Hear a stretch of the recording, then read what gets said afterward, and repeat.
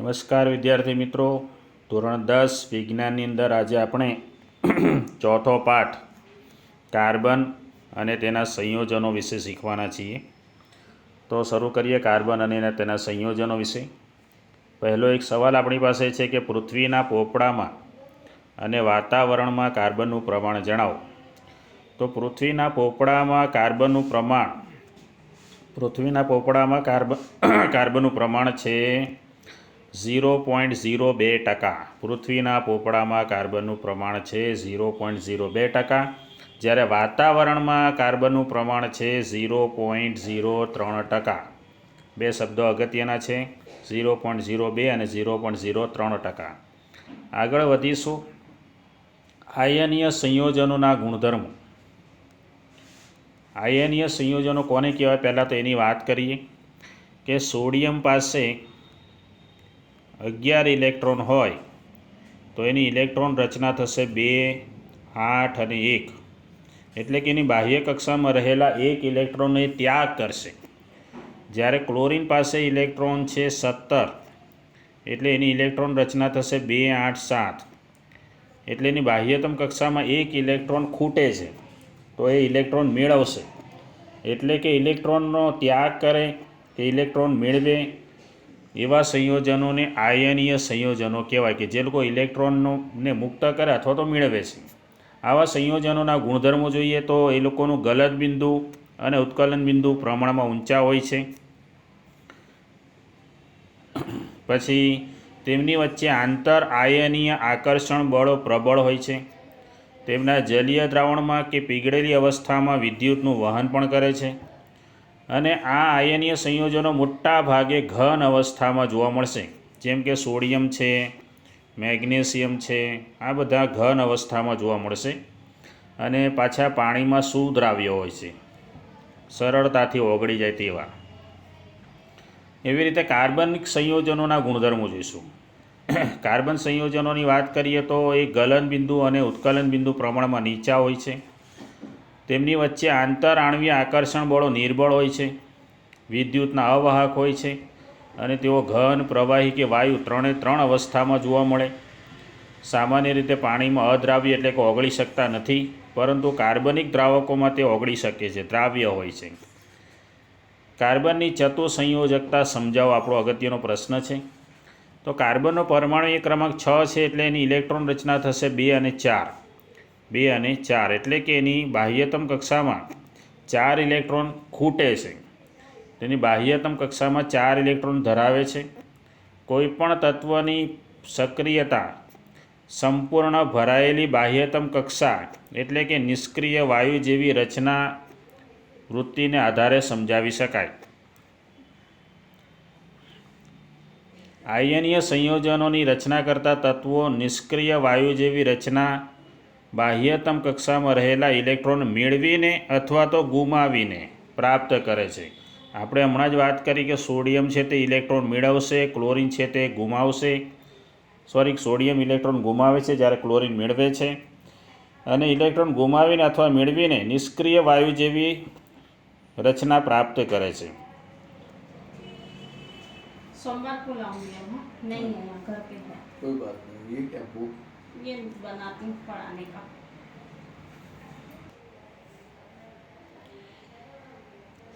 બીજું કે કાર્બન પરમાણુને નિષ્ક્રિય વાયુ જેવી ઇલેક્ટ્રોન રચના પ્રાપ્ત કરવા માટે તેણે 4 ઇલેક્ટ્રોન મેળવવા પડશે અથવા તો ગુમાવવા પડશે. જો કાર્બન પરમાણુએ ઇલેક્ટ્રોન મેળવવા કે ગુમાવવા હોય તો તે 4 ઇલેક્ટ્રોન મેળવીને કાર્બન 4 માઇનસ એટલે ઋણ આયન બનાવી શકે છે, અથવા મેળવે તો ધન આયન બનાવી શકે છે. પરંતુ 6 પ્રોટોન ધરાવતા પરમાણુના કેન્દ્ર માટે 10 ઇલેક્ટ્રોન એટલે કે 4 વધારાના ઇલેક્ટ્રોન સમાવવા મુશ્કેલ થઈ શકે છે, જે અસ્થાયી છે. અને જો 4 ઇલેક્ટ્રોન મેળવવાની કોશિશ કરે અને ધન આયન બનાવવાની કોશિશ કરશે તો પણ 6 પ્રોટોન ધરાવતા પરમાણુ કેન્દ્ર માટે 4 ઇલેક્ટ્રોન દૂર કરીને કેન્દ્રમાં માત્ર 2 ઇલેક્ટ્રોન સમાવતો કાર્બન કેટાયન બનાવવા માટે મોટા પ્રમાણમાં ઉર્જાની જરૂર પડે, જે અસ્થાયી છે.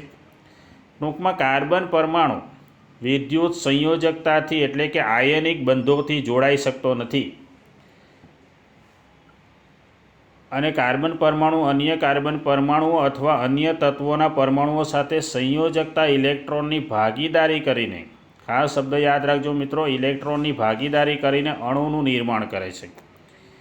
અને બે પરમાણુઓના બાહ્યતમ કક્ષાના ઇલેક્ટ્રોનની ભાગીદારીથી રચાતા બંધને સહસંયોજક બંધ કહેવાય છે.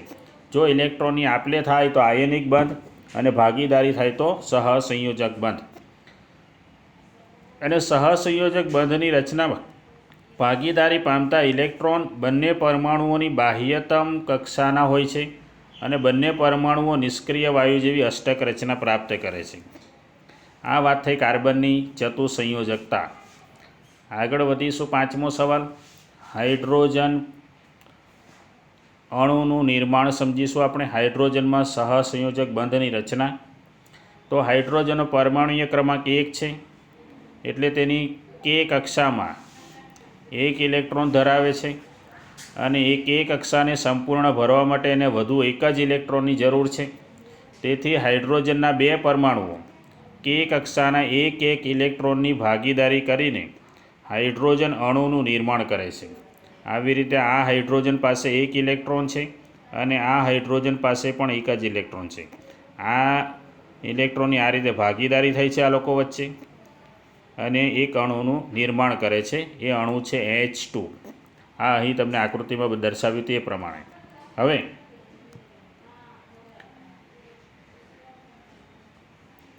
હાઇડ્રોજનનો પ્રત્યેક પરમાણુ તેની નજીકના નિષ્ક્રિય વાયુ હિલિયમ જેવી ઇલેક્ટ્રોન રચના પ્રાપ્ત કરે છે, જે તેના કે કોષમાં 2 ઇલેક્ટ્રોન ધરાવે છે.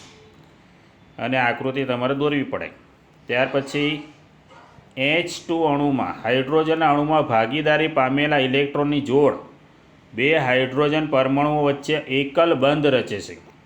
આપણે હમણાં વાત કરી તે પ્રમાણે કે આ હાઇડ્રોજનનો ઇલેક્ટ્રોન અને આ હાઇડ્રોજનનો ઇલેક્ટ્રોન એ બંને જોડાઈને એક બંધ બનાવે છે. એ બંધને એકલ બંધ કહેવાય છે. એકલ બંધ. આવી રીતે. બરાબર. આગળ વધી એવી રીતે ઓક્સિજનના અણુમાં વાત કરીશું આપણે. ઓક્સિજનના અણુમાં સહસંયોજક બંધની વાત કરીશું. ઓક્સિજનનો પરમાણુય ક્રમાંક 8 છે, એટલે એની ઇલેક્ટ્રોન રચના થશે 2 અને 6. પહેલી કક્ષામાં 2 ઇલેક્ટ્રોન, બીજીમાં 6 ઇલેક્ટ્રોન. એટલે કે તેની આ પહેલી જે કે છે, બીજી L છે, એ L કક્ષામાં 6 ઇલેક્ટ્રોન છે અને એ કક્ષાને સંપૂર્ણ ભરવા માટે વધુ 2 ઇલેક્ટ્રોનની જરૂર છે. તેથી ઓક્સિજનના 2 પરમાણુઓ L કક્ષાના 2 ઇલેક્ટ્રોનની ભાગીદારી કરીને ઓક્સિજનના અણુનું નિર્માણ કરશે અને તેમની વચ્ચે દ્વિબંધની રચના થશે. કેવી રીતે દ્વિબંધ બને છે તે આપણે અહીં જોઈએ. આ રીતે જુઓ, એ લોકો વચ્ચે 2 ઇલેક્ટ્રોનની ભાગીદારી થઈને આ રીતે દ્વિબંધ બને છે. આ દ્વિબંધ છે.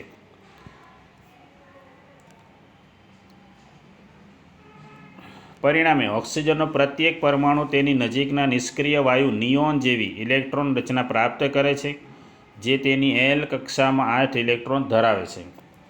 આ આકૃતિ તમારે દોરવાની છે. એવી રીતે નાઇટ્રોજનનો પરમાણુ ક્રમાંક 7 છે, એટલે એની ઇલેક્ટ્રોન રચના થશે 2 અને 5. એટલે એની L કક્ષામાં 5 ઇલેક્ટ્રોન છે. એ કક્ષાને સંપૂર્ણ ભરવા માટે વધુ 3 ઇલેક્ટ્રોનની જરૂર છે. નાઇટ્રોજનના 2 પરમાણુ તેની L કક્ષાના 3 ઇલેક્ટ્રોનની ભાગીદારી કરીને નાઇટ્રોજન અણુનું નિર્માણ કરે છે અને તેમની વચ્ચે ત્રિબંધની રચના થાય છે અને નજીકના નિષ્ક્રિય વાયુ નિયોન જેવી ઇલેક્ટ્રોન રચના પ્રાપ્ત કરશે. તો એ ત્રિબંધ આપણે જોઈ લઈએ. આ રીતે જુઓ, નાઇટ્રોજન વચ્ચે 3 બંધની રચના થશે. ત્રિબંધ. એવી રીતે મિથેનના અણુની અંદર આપણે સહસંયોજક બંધ જોઈશું. મિથેનના અણુની અંદર તો મિથેનમાં કાર્બન આવશે. કાર્બનનો પરમાણુ ક્રમાંક 6 છે, એટલે એની ઇલેક્ટ્રોન રચના 2 અને 4 થાય. છેલ્લી કક્ષામાં 4 ઇલેક્ટ્રોન છે. એને સંપૂર્ણ ભરવા માટે વધુ 4 ઇલેક્ટ્રોનની જરૂર છે. તેથી હાઇડ્રોજનના 4 પરમાણુઓ તેમના કે કક્ષાના એક ઇલેક્ટ્રોનની ભાગીદારી કરીને મિથેનના અણુનું નિર્માણ કરશે. આ પરિણામે મિથેનનો કાર્બન પરમાણુ તેની નજીકના નિષ્ક્રિય વાયુ નિયોન જેવી ઇલેક્ટ્રોન રચના પ્રાપ્ત કરશે. તો આપણે જોઈ લઈએ કે આ કાર્બનનો પરમાણુ છે, જેની સાથે ભાગીદારી કરવા માટે 4 હાઇડ્રોજનને બોલાવી લીધા છે. એ 4 હાઇડ્રોજન એની સાથે ભાગીદારી કરીને 4 બંધ બનાવશે અને હાઇડ્રોજન 4 હોય છે એટલે CH4 આ રીતે મિથેનના અણુની રચના થશે. તો ખૂબ જ અગત્યના પ્રશ્નો હતા 1 થી 8. પછી આગળ વધીએ આપણે.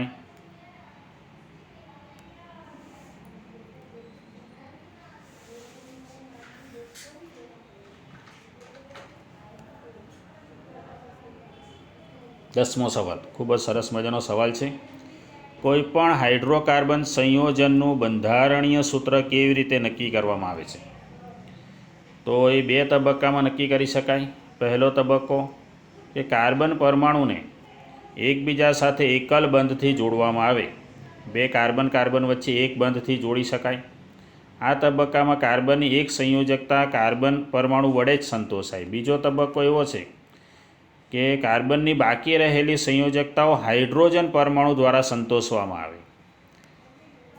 હાઇડ્રોકાર્બનનું સંયોજનનું બંધારણીય સૂત્ર બનાવવા માટે પહેલાં તો કાર્બનને કાર્બન સાથે જોડવામાં આવે છે અને પછી બીજા તબક્કામાં કાર્બનને હાઇડ્રોજન પરમાણુ સાથે જોડવામાં આવે છે.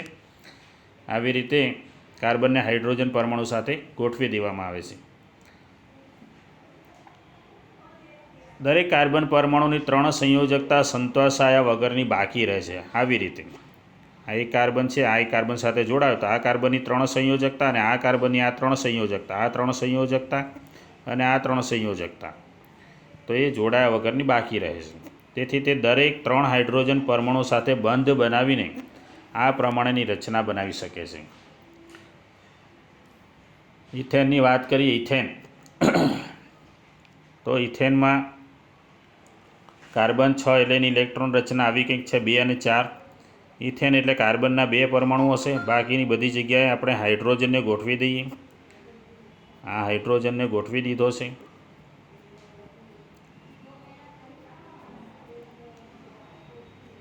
અને જો આવી રીતે આપણે ટપકા બતાવીશું તો એને ઇલેક્ટ્રોન બિંદુ નિરૂપણ કહેવાય. અને આવી રીતે બંધ બનાવીએ તો એને બંધારણીય નિરૂપણ કહેવાય. બંધારણીય સૂત્ર. આ ઇથેનની વાત થઈ. હવે ઇથિનની વાત કરીએ. ઇથિનમાં કાર્બન વચ્ચે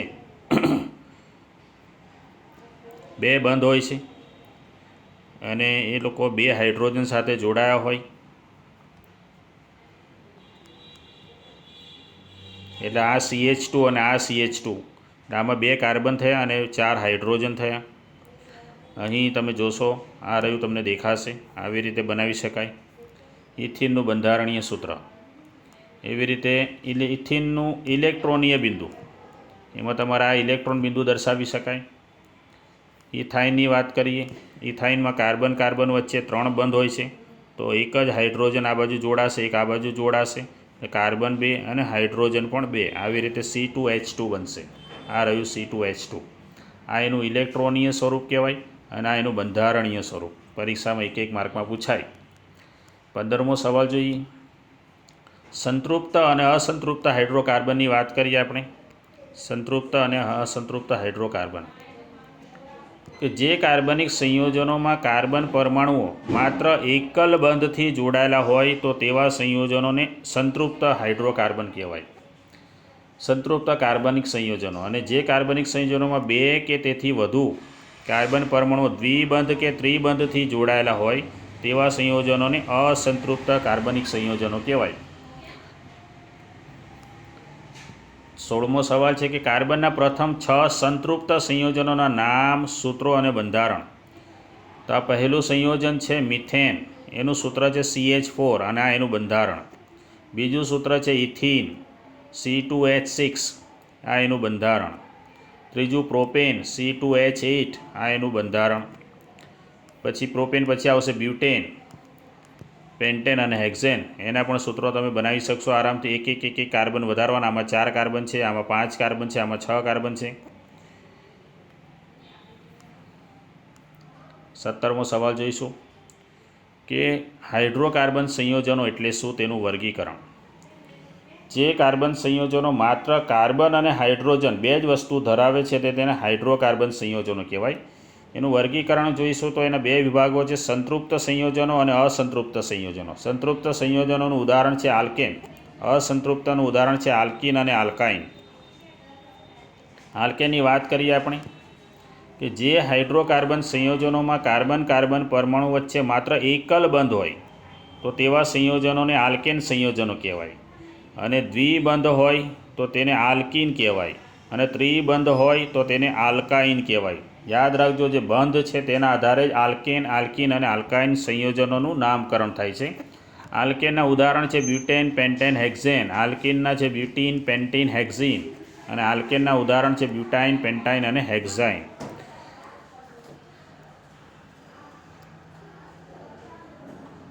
અહીંથી મિત્રો આપણે આગળ પછી આવતા વિડીયોમાં જોઈશું 18 નંબરથી હાઇડ્રોકાર્બન સંયોજનોનું બંધારણને આધારે વર્ગીકરણ આવતા વિડીયોમાં જોઈશું. તો ત્યાં સુધી રજા આપજો. આવજો.